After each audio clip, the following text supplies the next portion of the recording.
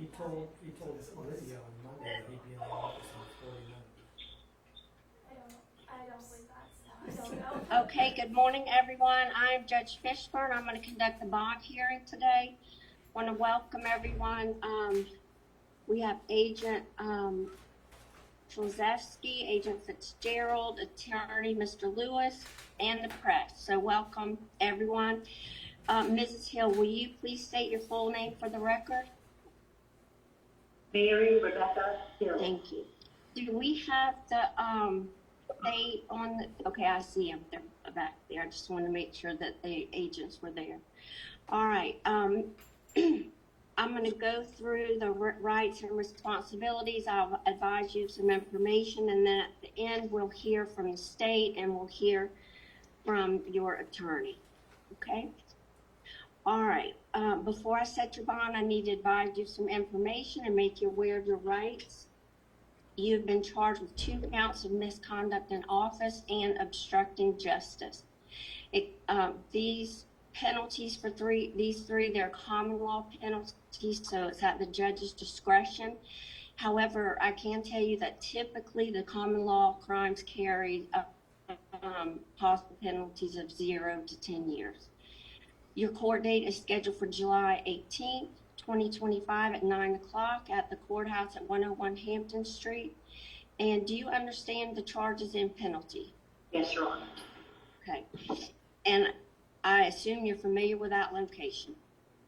So because this is a general sessions offense, you have a right to a preliminary hearing. This is a hearing that will determine if the prosecution has enough evidence to move forward with the trial. If you wish to have a preliminary hearing, you must request it within 10 days. And I'm going to send that paperwork with your packet for the preliminary hearing. If you'd like to have that, you can go ahead and sign that now, and then we'll get that scheduled. Before you can plead guilty or not guilty or proceed to trial, you need to know you have a right to an attorney. And I see that you have a private attorney here, and am I correct? It's Will Lewis? Yes, Your Honor. Okay, thank you. You need to know if you were an attorney at any point, you can apply for a public defender. I'm assuming you want to stick with Mr. Lewis at this point. Sure. Okay, what I will do, I will send the application in your packet for public defender in case things don't work out and you change your mind. So you will have that application. Okay? All right. Would you please give me a good telephone number? And you know what? I think with the press, we're live streaming. I'm going to get that after so we don't have that on the live stream. Okay? And I'll check with your address with that as well. You do need to know you keep your address and phone number updated with the court. You're required to notify the court if you've had any change of address until the completion of the case.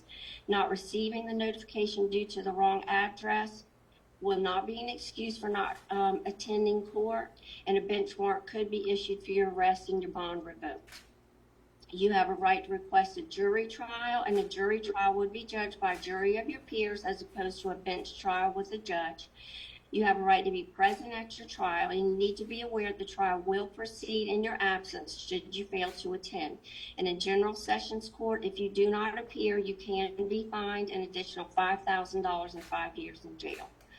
If your charges are dismissed, or if you're found not guilty, if they're not crossed, you may request to have your record expunged, which means it'll be taken off your record like nothing has ever happened. Do you fully understand your rights and responsibilities I've gone over this morning? Yes. Okay. At this time,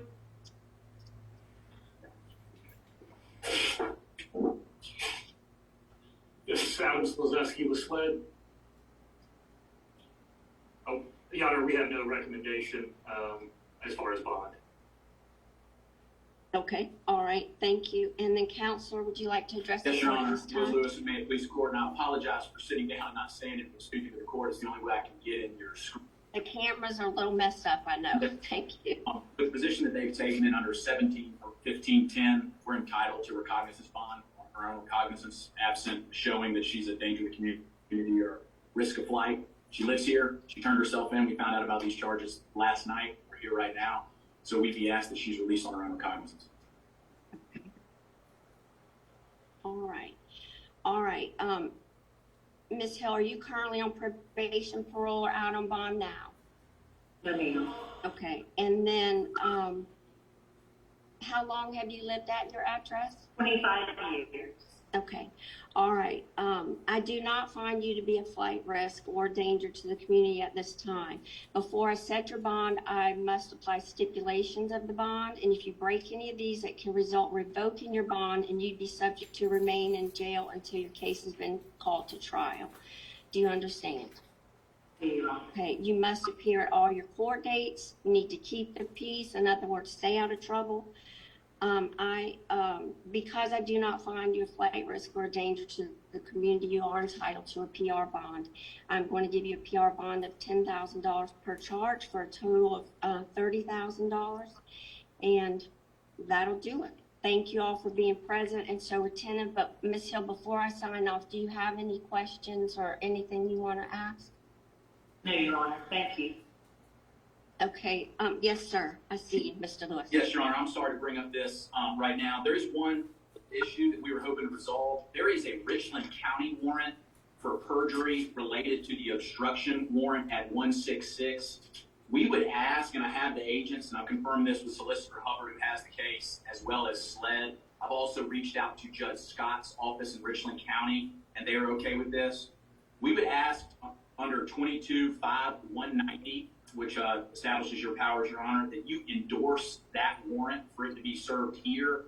And what that will allow you to do, Your Honor, under State v. Ravens, is set her bond on that here. And that would just avoid us from having to go all the way to Richland County and all the processing and perhaps not be there till 9 p.m. just for some paperwork. And I've confirmed with all parties that they have no issue.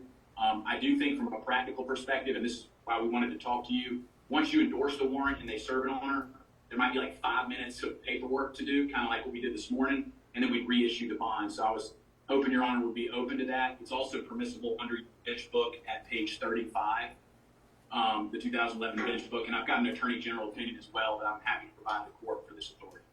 Okay, I got word that you were possibly going to ask that, and I'm not inclined to do that. I've talked to our Chief Justice here. We want to keep this simple. We want to keep it within our jurisdiction. And so I'm not going to do that today.